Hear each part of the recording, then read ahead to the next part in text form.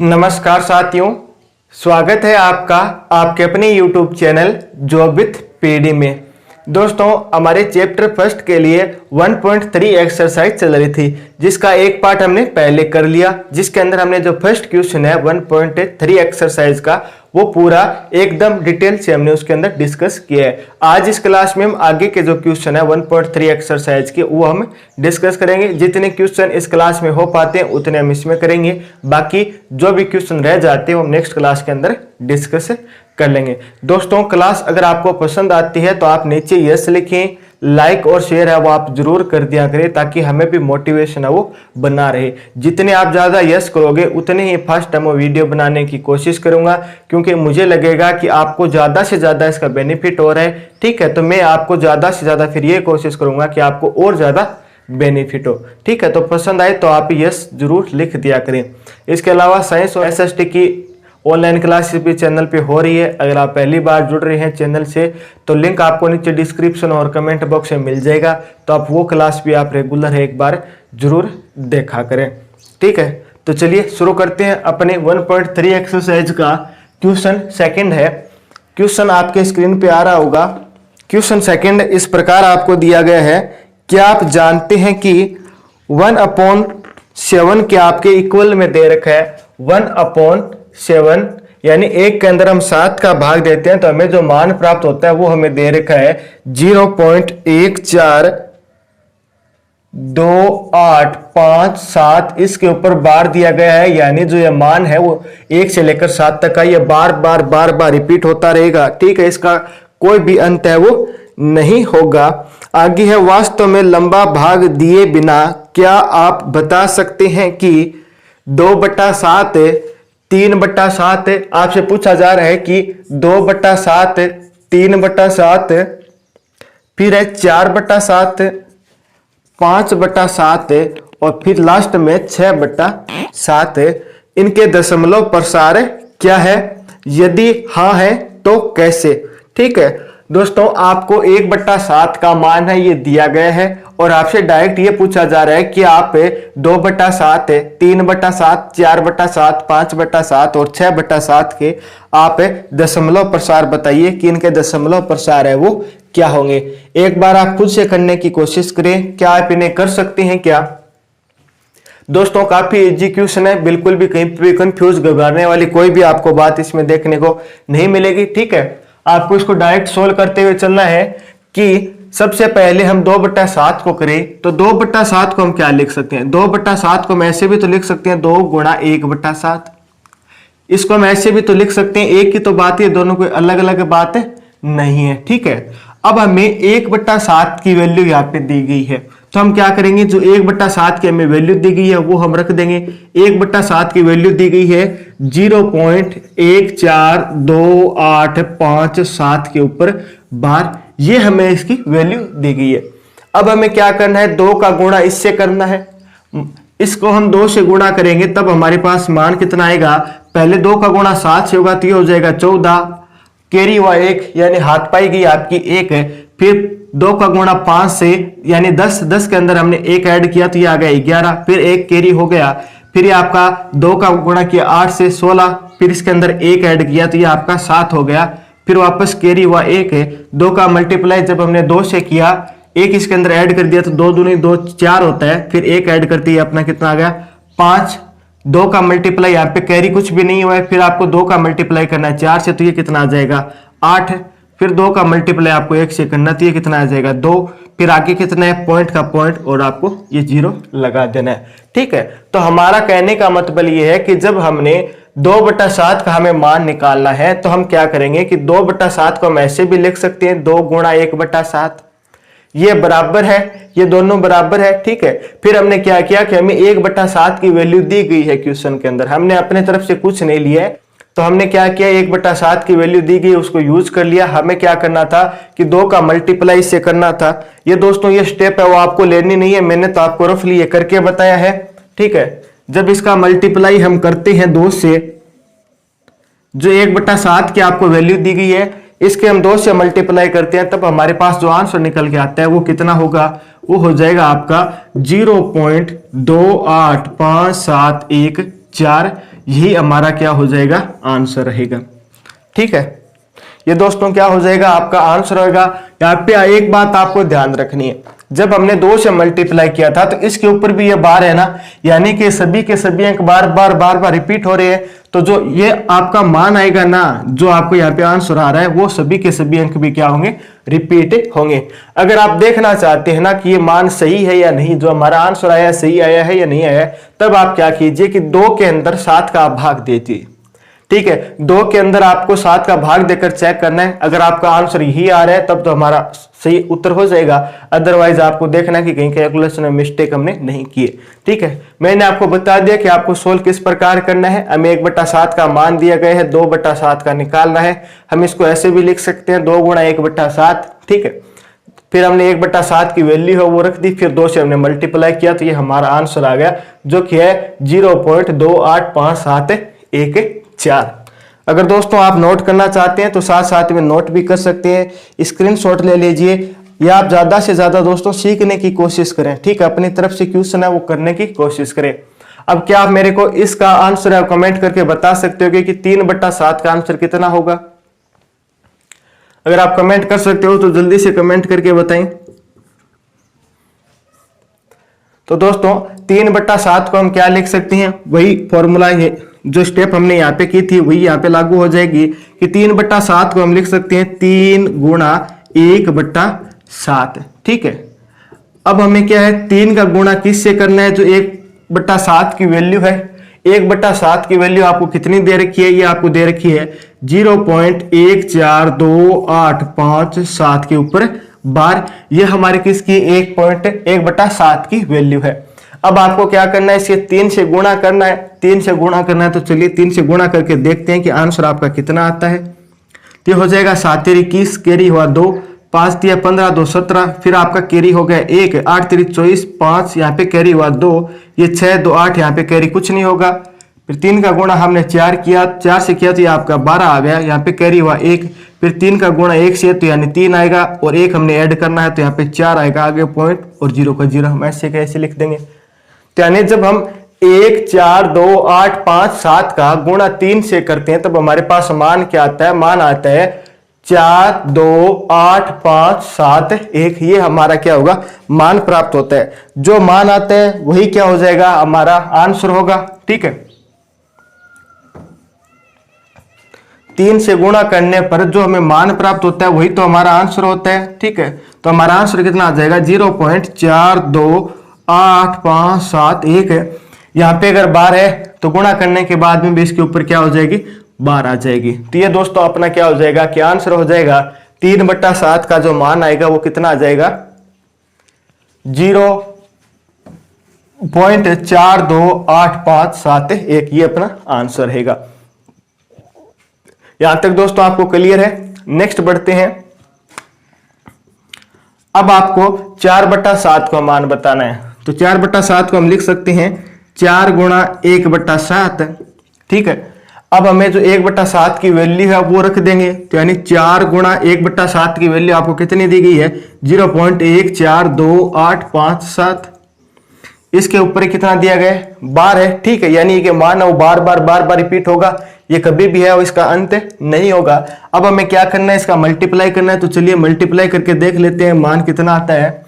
तो हो जाएगा आपका 7 का गुणा 4 से करेंगे तो 7 चौक 28, कैरी हो गया 2, 5 चौक 20, 2 22, फिर आपका 2 कैरी हो गया, 8 चौक 32, ये 2 भी ऐड करना है हमें, तो 32 और 2 34, कैरी हो गया आपका 3, 8 है, 4 का गुणा 2 से करेंगे तो 8 है, 3 इसमें ऐड करना चाहिए, होगा 11, कैरी फिर हुआ 1 है, 4 का मल्टीप्लाई 4 से करेंगे तो कितना आता है 16, 16 के अंदर हम 1 ऐड करना चाहिए, आपका हो जाएगा 17, कैरी हुआ यहाँ पे भी 1 है, फिर 4 का गुणा 1 से करना है तो 4 में 1 ऐड करेंगे तो ये कितना आ जाएगा आपका 5।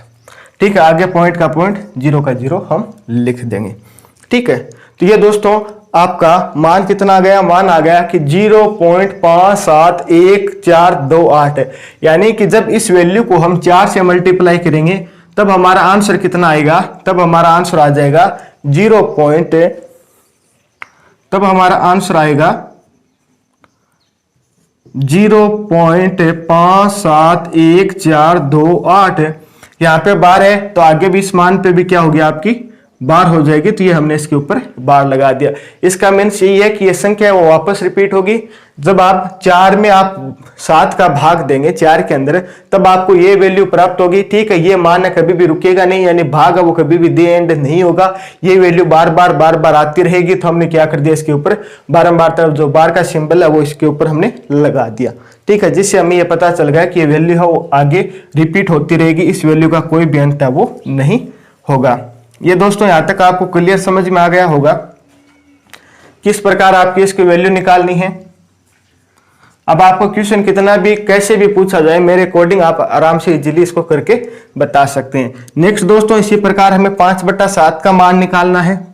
तो हमें क्या करना है, 5/7 को हम क्या लिख सकते हैं, 5 गुणा 1/7 लिख सकते हैं। ये वैल्यू एक ही है, दोनों एक ही मान है, इसमें कोई भी डिफरेंस नहीं है। इसको हम ऐसे लिख सकते हैं, इसको हम ऐसे लिख सकते हैं। ठीक है, तो हमने क्या कर लिया, 5/7 को हमने 5 गुणा 1/7 बनाया। क्यों बनाया, ताकि हम 1/7 की वैल्यू है उसका यूज कर सकें। ठीक है, तो हम 1/7 का जो मान है वो हम रख देते हैं। तो 5 गुणा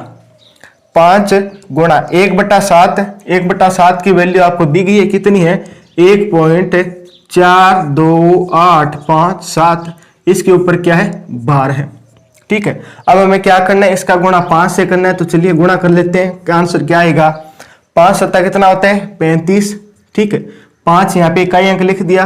ठीक है, दहाई अंक होता है वो आपका कैरी हो जाता है। 5 का गुणा 5 से करेंगे 25, 25 में 3 ऐड करते हैं 28, 28 का 8 यहाँ पे लिख देंगे, 2 फिर कैरी हो गया, 8 पंजो 40, 40 में 2 ऐड करेंगे 42, 42 का 2 लिख देंगे, 4 फिर कैरी हो गया।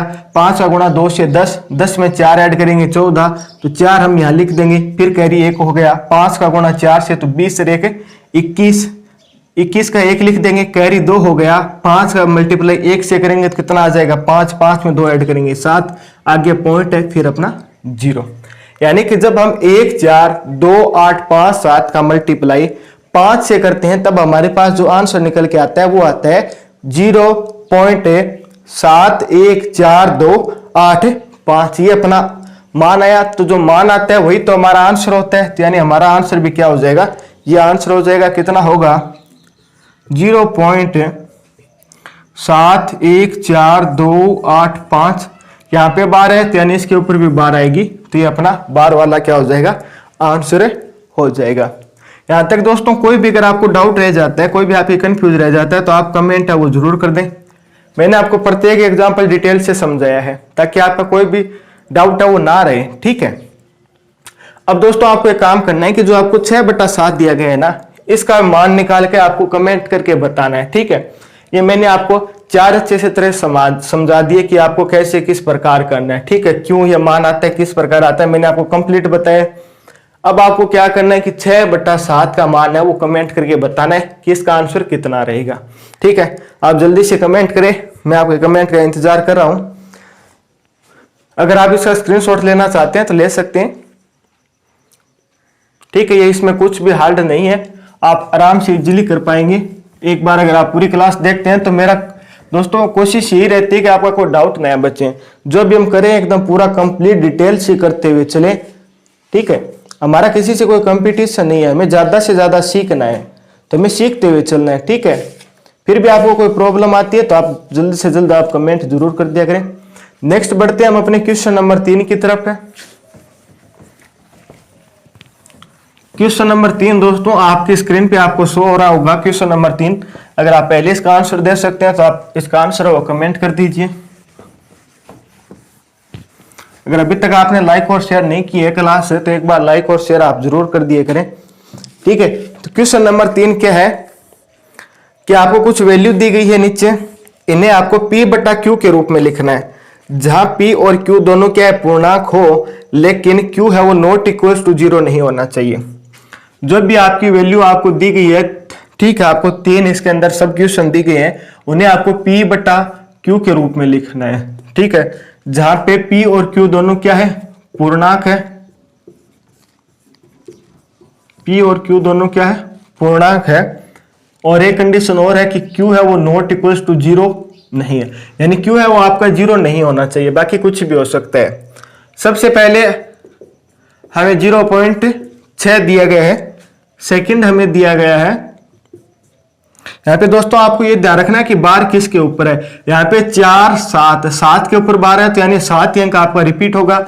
इसी प्रकार हमें तीसरा दे रखा है कि 0.001 के ऊपर आपको क्या दे रखी है, बार दी गई है। अब इन तीनों को हमें P बटा Q के रूप में लिखना है, जहां P और Q आपके दोनों पूर्णांक होने चाहिए, Q है वो नॉट इक्वल टू 0 होना चाहिए। अब दोस्तों फर्स्ट को हम करते हैं तो सबसे पहले आपको दिख रहा होगा कि 6 के ऊपर बार है।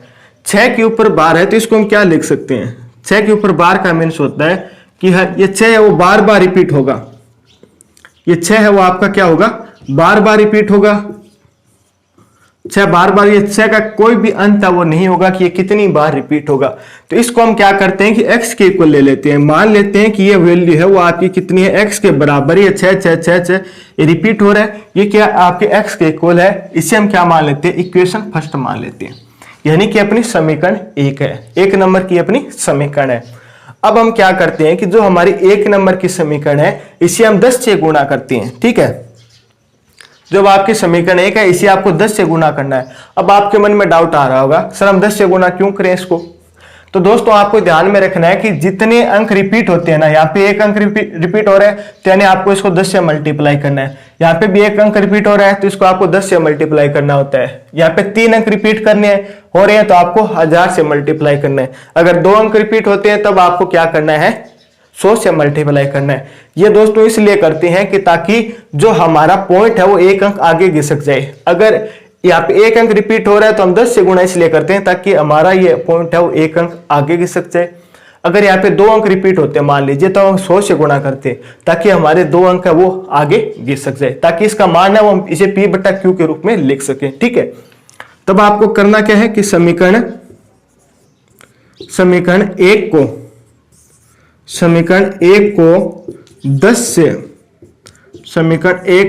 10 से गुणा करने पर,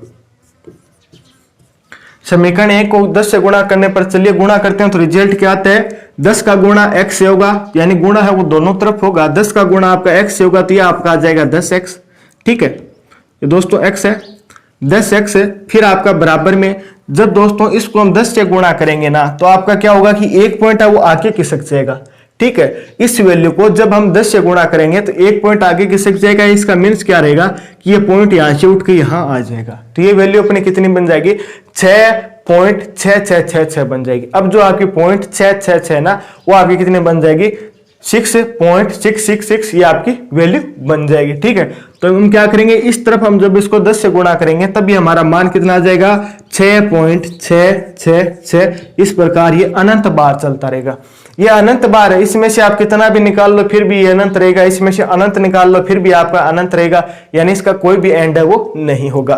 तो 10 से गुणा करने के बाद जो हमें इक्वेशन आ रही है इसे हम क्या मान लेते हैं, इक्वेशन 2। ये अपनी क्या हो जाएगी, समीकरण 2 हो जाएगी।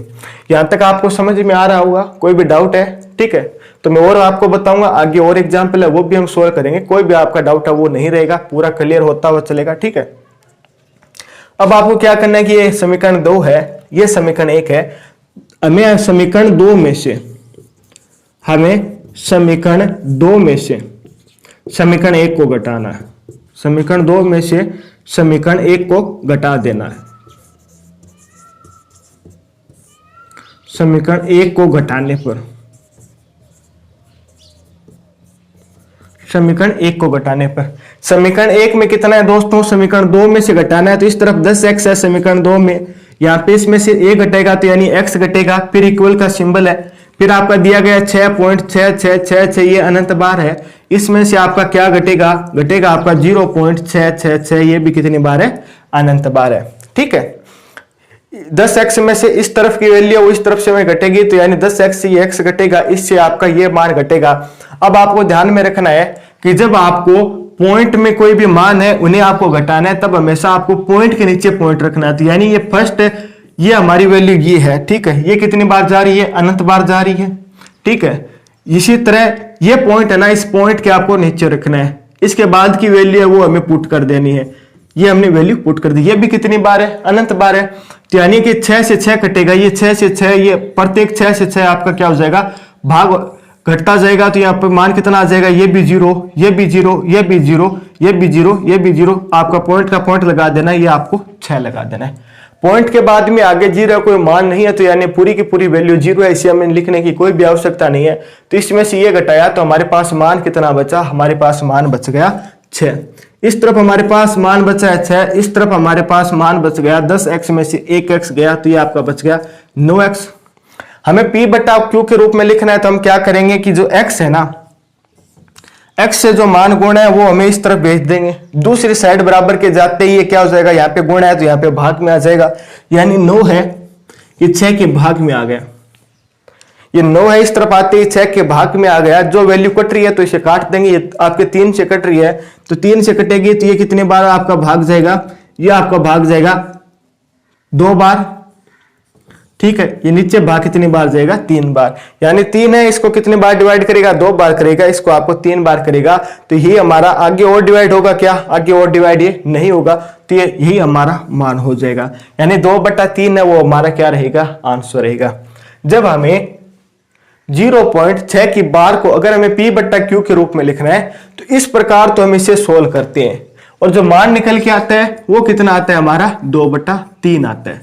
अब मान कैसे आया कि दोस्तों मैं आपको एक बार वापस से क्वेश्चन समझाने की कोशिश कर रहा हूं जल्दी जल्दी, थोड़ा बहुत आपको इसमें समझ में आ गया होगा, बाकी इसमें भी आ जाएगा, इसमें भी आ जाएगा, बार बार और रिपीट करेंगे तब आपको और ये समझ में आ जाएगा। ठीक है, तो हमें क्या करना है कि यह 6 के ऊपर बार दी गई है, इसे हमें p बट्टा q के रूप में लिखना है।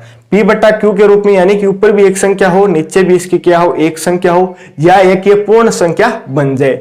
इसके लिए हम क्या करते हैं कि 6 के ऊपर बार है तो इसको हम ऐसे लिख सकते हैं। ठीक है, इसका मीन्स क्या है, यही है कि 6 वो बार बार रिपीट हो रहा है।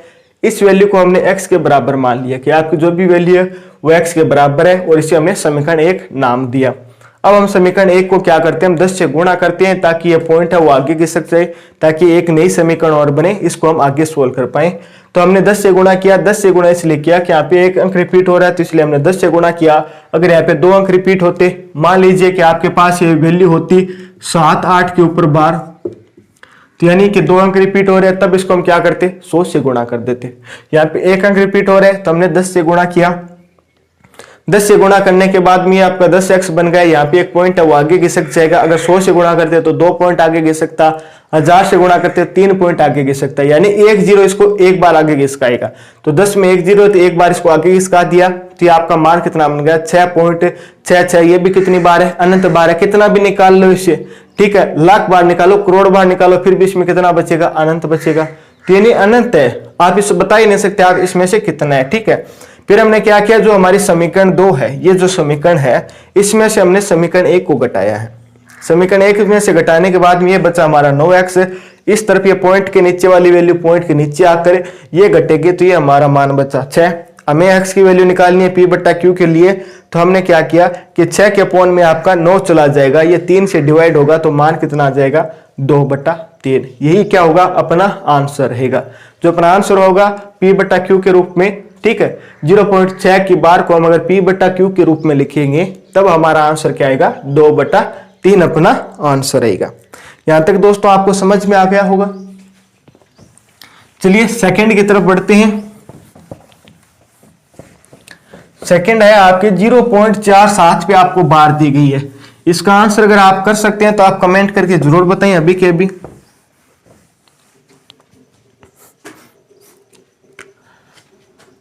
तो दोस्तों हमें क्या दिया गया है कि 0.47 के ऊपर बार है, तो इसका मीन्स क्या है, 0.477 ये बार बार रिपीट हो रहा है। ये इसका कोई भी अंत नहीं है कि कितनी बार आएगा, अनंत बार आएगा, ये चलता ही रहेगा। ठीक है, तो ये हमें क्या दी गई है, 7 के ऊपर बार दी गई है। अब जो भी ये वैल्यू है इससे हम क्या कर देंगे, x के बराबर मान लेंगे, तो यानी 0.4777 ये आगे अनंत तक आपका चलता जाएगा। ये हमारी क्या हो जाएगी, समीकरण 1 हो जाएगी। यहां तक आपको क्लियर है, ये आपके समीकरण 1 है। यहाँ पे एक अंक रिपीट हो रहा है तो यानी इसे हम 10 से गुणा करेंगे, तो हम क्या करेंगे, समीकरण 1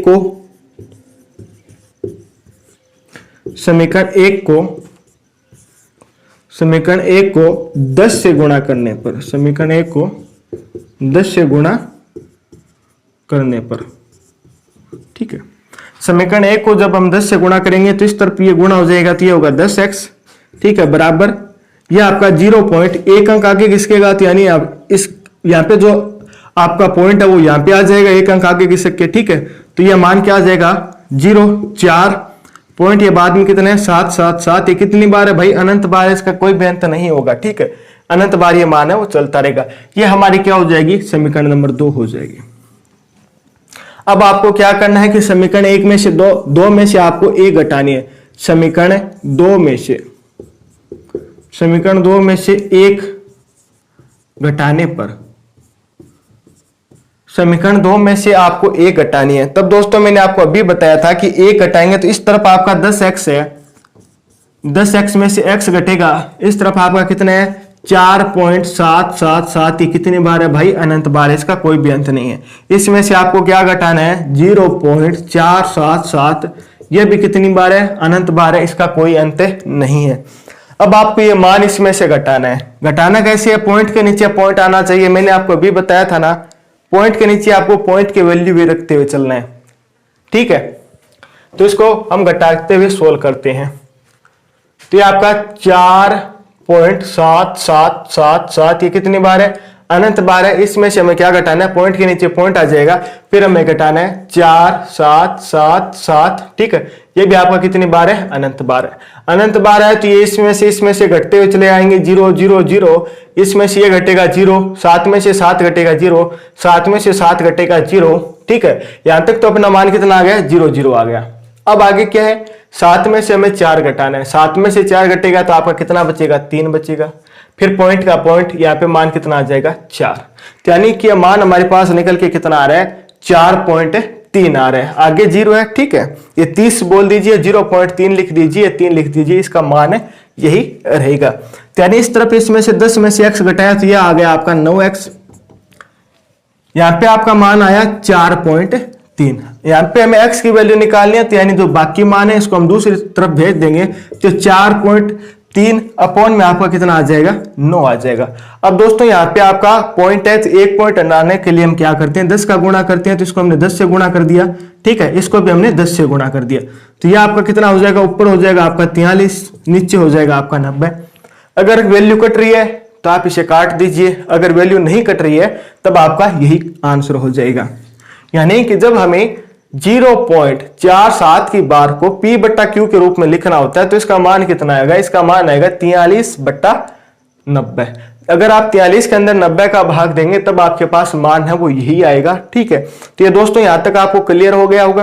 क्या किया कि जो वैल्यू है इसको हमने x के बराबर रख दी, एक अंक रिपीट हो रहा है तो 10 से मल्टीप्लाई कर दिया, फिर ये इक्वेशन 2 है, इक्वेशन 2 में से इक्वेशन 1 को घटा दिया हमने, जो हमारे पास वैल्यू निकल के आई वही क्या होगा, इसका मान होगा, यानी इसका आंसर रहेगा। कोई डाउट है तो कमेंट करें, अदरवाइज लाइक और शेयर करते चलते रहे, ठीक है। लाइक और शेयर दोस्तों करते हैं आप बिल्कुल ही भूलना नहीं, ठीक है। लाइक और शेयर आपको हर कंडीशन के अंदर करना है। नहीं पसंद आ रहा है तो आप डिसलाइक कर दीजिए, कोई बात नहीं है। आ रहा है तब आप लाइक जरूर किया करें। नेक्स्ट दोस्तों इसका क्वेश्चन नंबर 3 है, जो कि आपका 0.0001 के ऊपर बार है। तो इसको हम क्या लिख सकते हैं, इसको हम यही तो लिख सकते हैं, यानी ये मान क्या है, यही तो है, ये बार बार रिपीट होगा। कितनी बार होगा भाई, अनंत बार होगा, इसका कोई भी अंत नहीं, हम बता नहीं सकते कि कितनी बार आएगा, ठीक है। अनंत बार आएगा तो मीन्स ये है कि कितना भी चल सकता है, ये कोई इसका दी एंड नहीं है। तो इसको हम क्या करेंगे, इस वैल्यू को हम x के इक्वल रख देंगे, तो ये वैल्यू आपकी x के इक्वल आ जाएगी। ये अपनी क्या हो जाएगी, इक्वेशन फर्स्ट हो जाएगी। अब यहाँ पे 3 अंक रिपीट हो रहे हैं ना, तब आपको क्या करना है, इसको 1000 से गुणा करना है। 2 अंक रिपीट होते हैं तो 100 से, 1 अंक रिपीट हो रहा था तो 10 को आपसे गुणा करना है। तो हमें क्या करना है कि समीकरण 1 को 1000 से गुणा करने पर, 1000 से गुणा करने पर, 1000 से गुणा करने पर, इसको हम 1000 से गुणा करेंगे तो ये तो कितना हो जाएगा आपका 1000x। इस तरफ 1000 से गुणा किया तो यानी यहाँ पे 3 0 है, तो ये पॉइंट कहां पे घिसकेगा, 3 पॉइंट आगे घिसकेगा, 3 अंक आगे घिसकेगा, यानी 1 2 3 इसके बाद में यहाँ पे पॉइंट आ जाएगा, ठीक है। तो आपका कितना आ जाएगा 0 0 0 1, फिर पॉइंट, फिर 0 0 1, ये वापस मान है वो इसी प्रकार चलता रहेगा। कितनी बार चलेगा भाई, अनंत बार चलेगा, कोई इसका अंत नहीं है। तो ये अपनी क्या हो जाएगी, समीकरण 2 हो जाएगी। यहां तक आपको क्लियर है, ठीक है। अब इसके आगे की 0 यहाँ पे इसका कोई तात्पर्य नहीं, इसे हम हटा सकते हैं, तो यानी वैल्यू क्या है आपकी 1.001 1.00 आपकी ये इस प्रकार चलती रहेगी। अब हमें क्या करना है, इक्वेशन 2 में से एक को घटाना है। समीकरण 2 में से एक को घटाने पर, समीकरण 2 में से एक को घटाने पर अभी आपको क्या करना है, मैंने आपको बताया था कि आपको पॉइंट के नीचे पॉइंट रखना है। ठीक है, ये कितनी बार है दोस्तों, आपका अनंत बार है। पॉइंट के नीचे पॉइंट रखते हुए आपको घटाते हुए चलना है। तो घटते हुए आएंगे तो 0 0 हो जाएंगे। एक में से एक गया 0, ये तो 0 0 है ही है। फिर आपका एक में से एक गया, ये भी 0, ये भी 0, ये भी 0। आपका मान कितना बचा, आपका 0.1 है। ठीक है, 1.00 1.00 का मीन्स क्या है, इसे हम क्या लिख सकते हैं, 0 लिख सकते हैं। यह मान हमारा कब आएगा कि जब हम 1000x में से x घटाएंगे, इस तरफ हम क्या करेंगे 0.01 0.01 0.01 में से क्या घटाएंगे 0.001। कंफ्यूज नहीं होना है, हम कोई मान बाहर से नहीं ले रहे, कुछ बाहर से करके नहीं ला रहे हैं। जो यहाँ पे वैल्यू है उन्हीं का यूज करते हुए हम आगे बढ़ रहे हैं, यही आपको करना है। कुछ भी नहीं समझ में आ रहा है तो वीडियो को आप पॉज करें, सोचें, वीडियो को बैक करके वापस देखें, फिर भी नहीं आ रहा है फिर आप कमेंट कर दीजिए, मैं कोशिश करूंगा आपको समझाने की। इसको दोस्तों हम सोल्व करेंगे। 1000 में से आपका एक x घटेगा तो आपका 999x आ जाएगा। ठीक है, इस तरफ हमारा मान कितना आया था, इस तरफ हमारा मान आया था 1। अब हमें x की वैल्यू निकालनी है p/q के रूप में, तो ये आपका क्या हो जाएगा, 1 के अपॉन में आ जाएगा, क्या आ जाएगा 999। अगर वैल्यू कट रही है तो आप काट दीजिए, नहीं कट रही है तो वही हमारा आंसर हो जाएगा। तो यानी हमारा आंसर कितना आ जाएगा, 1/999 हमारा आंसर रहेगा। तो यानी कि जब हमें 0.001 क्यूब ऊपर बार है, इसे हम p/q के रूप में लिखना चाहे तो इसे हम क्या लिखेंगे, 1/999 इसे हम p/q के रूप में लिखेंगे। अगर आपको लग रहा है कि अपना आंसर सही है नहीं है तो आप क्या करें कि 1 के अंदर 999 का भाग देकर देख लीजिए। अगर आपको मान प्राप्त होता है तो यानी आपका आंसर है वो सही है, अदरवाइज आपका आंसर है वो गलत है। तो ये दोस्तों आज हमने 2 नंबर और 3 नंबर क्वेश्चन है वो सोल्व किया है। जो अपने एक्सरसाइज है 1.3 का 1 नंबर 2 नंबर क्वेश्चन हमने सोल्व कर लिए। जो आगे के क्वेश्चन रह जाते हैं वो हम नेक्स्ट पार्ट में कर लेंगे। आज के लिए बस इतना ही। उम्मीद है कि आज की क्लास आपको पसंद आई होगी, हेल्पफुल रही होगी। तो इसे ज्यादा से ज्यादा लाइक और शेयर आप जरूर कर देना। ठीक, आगे वाली क्लास के नोटिफिकेशन पाने के लिए चैनल को सब्सक्राइब भी कर लेना। फिर मुलाकात होगी इसी प्रकार एक और बेहतरीन क्लास के साथ। तब तक आप हंसते रहना, मुस्कुराते रहना, देखते रहना जो बिट पीडी। जय हिंद, जय भारत।